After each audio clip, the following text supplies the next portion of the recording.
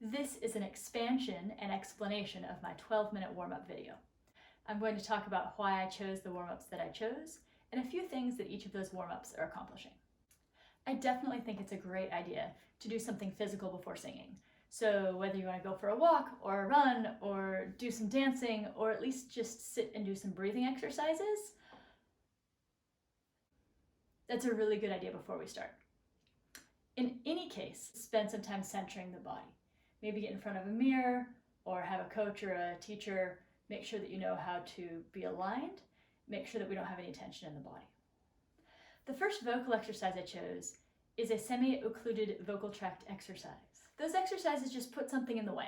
Singing through a straw, humming, bubbling on the letter V or M or N or NG, anything that's kind of helps regulate the pressure and take a little bit of the responsibility off of the muscles around the vocal folds as we start to sing. It helps us center the voice, it helps us get the air going. Now I chose something that involves sliding, like kind of in a middle range, not too low, not too high. Not only is it good for warming up the voice, just kind of sliding up and down those notes gently, but it helps me assess where I am. So if it's early in the morning and maybe I'll notice some of my higher range isn't quite there yet, I can move up and down based on what I'm feeling and hearing at that moment.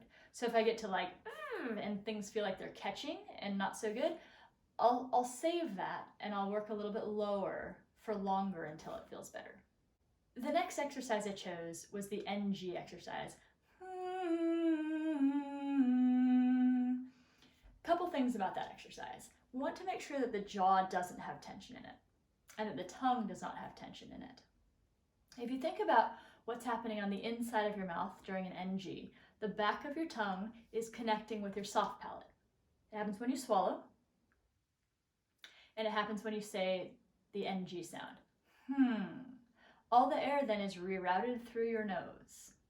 So again, the semi-occluded vocal tract exercise helps regulate the pressure with ease. It takes some responsibility off of the muscles around your vocal folds, and it eases us into good tone. It's going to help the vocal folds be very efficient whenever we have just that little bit of extra back pressure. So we're doing a little bit of a squeaky door sound, and our vocal folds are safely coming together and not letting air escape. So it's not like a but a so we're doing starting to put a little bit more pitch to what we're doing. The next exercise introduces a lip trill or bubbling. Couple things about that. Some people have a hard time doing that naturally, so you can work on it. Ideally, what we want is just a little bit of tension in the outer part of the lip, and the center part is loose and relaxed. The teeth should be apart, and the tongue should be relaxed and out of the way. This exercise ensures complete airflow. If there's a pause in the airflow, then the lip vibration will stop.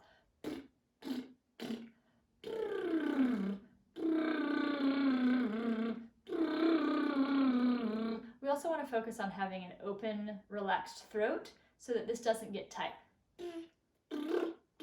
If my larynx is high, if these muscles are shortened and tightened, then I'm not going to be able to have this freedom.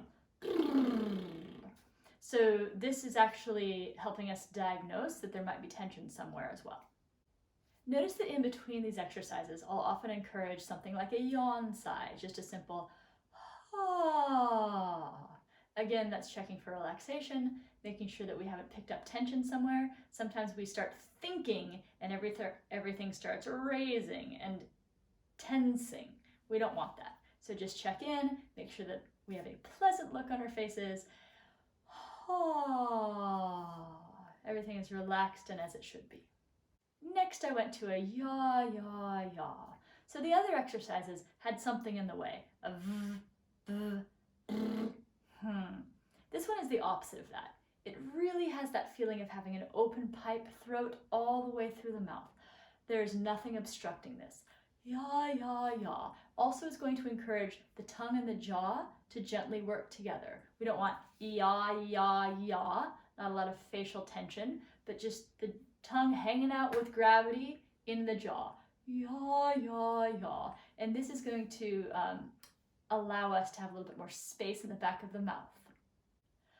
A note about this exercise, ya, ya, ya. If we're not careful, 5, 3, 1, that middle note, 3, is going to tend to sit a little bit too low. So sometimes I'll add a kinesthetic to that and do ya, ya, ya, just to really make sure that everything is floating and lifting in a relaxed way. I'll also start that one maybe about 3/4 of the way into head voice, or maybe all the way up to kind of where we start our pure head voice and bring it down. The idea then is that we start with lots of lightness and just kind of glide through. We want to make sure that it doesn't get heavy too quickly, like ya, ya, ya. That's going to bring attention to the sound that we don't want. So we want to lift and float all the way through it. Ya, ya, ya. After that, I introduced the hum-ma-ma-ma exercise. Certainly you could do this a little bit earlier, but I like putting it on the heels of something that has put us in an open spot. Sometimes when we start working on breathing, again, it introduces tension. We want to be really careful that everything stays natural and open and relaxed.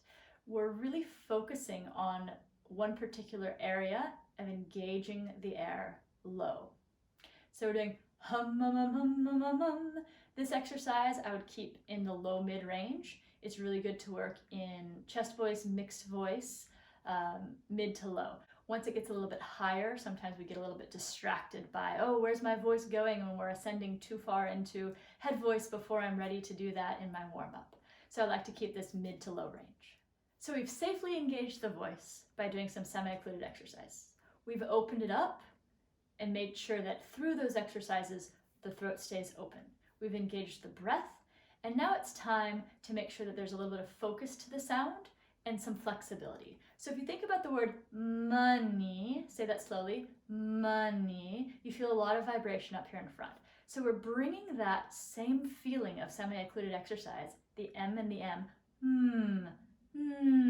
which is going to help us focus the sound, and we're attaching it to a mid-open vowel, ma, ma, ma, and e, e, e. E is also going to keep those vocal folds efficient, as opposed to something like aw.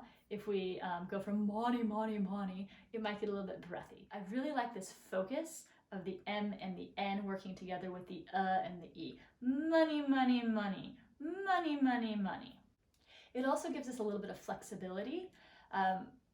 This video is really designed to be more of a warm-up video as opposed to an exercise technique video. So it's not so far down the agility rabbit hole that it's going to get unwieldy. It's just kind of reminding the voice what it needs to be doing. And finally, I want to do some range extension. We like to do that after the voice is feeling pretty good. So if it's first thing in the morning, I'd probably warm up for another 5-10 minutes before I pushed it this far. But this is great middle of the day. Maybe you've already been speaking. Maybe you're just getting ready to dive into your own practice and you just want to do a few vocalizations. This is a great way to start. So jumping into this last, oh, how I love to sing. Take a listen to each of the vowels there. O, a, I, u, e. Notice that they're quite round. We get to sing. It could potentially close down if we're not careful. But these open vowels are going to help us get to our higher range in a way that feels safe. So it's a little bit hard sometimes if we're pushing our range. If we choose a constricted vowel, that's not going to feel very good. But this, oh, how I love to sing. And the word love kind of launches us through love to sing, kind of at the peak of that hill. Oh, how I love to sing. And starting it with an O, I think encourages breath. We want to be careful that that doesn't start with a glottal start. It's not, oh, oh, how I love, but oh, how I love. A balanced approach. Not necessarily fully aspirate, which would be, oh, how I love. That doesn't work so well. We really want a balanced approach. Oh, how I love. I like to feel like the throat is just one solid open pipe for this, not in a rigid way, but just in an open way. And of course, once I've maxed out my range, like I said in the other video, sometimes inadvertently, we do introduce a little bit of tension into the body. So just kind of bringing that down, winding it down, ya, ya, ya, ya, ya, ya, ya, ya, hope that gave you a little bit of an explanation about the exercises included in the 12-minute warm-up video. If you haven't seen it, head on over to that. Make sure to smash that like button and hit subscribe. Let me know what questions you have. Let me know what you liked about that warm-up, what's working for you. I'll see you next time.